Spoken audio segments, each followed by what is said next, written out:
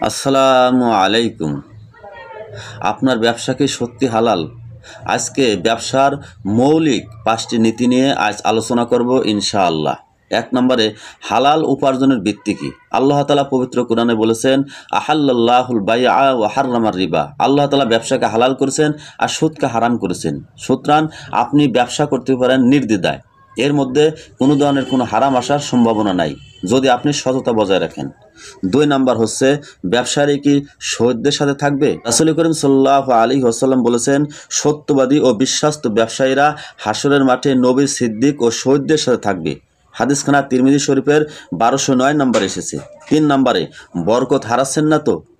অর্থাৎ আপনি যদি আপনার ব্যবসার পণ্যর কথা বা ত্রুটি গোপন করেন, তাহলে কিন্তু আপনি বরকত হারিয়ে ফেলবেন। হাদিসের মধ্যে রাসূল করিম সাল্লাল্লাহু আলাইহি ওয়াসাল্লাম বলেছেন, যদি বিক্রেতা এবং ক্রেতা সততা বজায় রাখে তাহলে আল্লাহ তাআলা তার মধ্যে বরকত দেন, আর যদি গোপন করে তাহলে আল্লাহ তাআলা বরকত ছিনিয়ে নেন।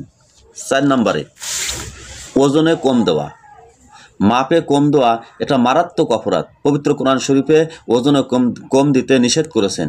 আপনি যদি ওজনে কম দেন, মনে রাখবেন আপনার ব্যবসা তো নষ্ট হবেই, আর আল্লাহ তাআলা এর উপরে রহমত উঠায় নেবে।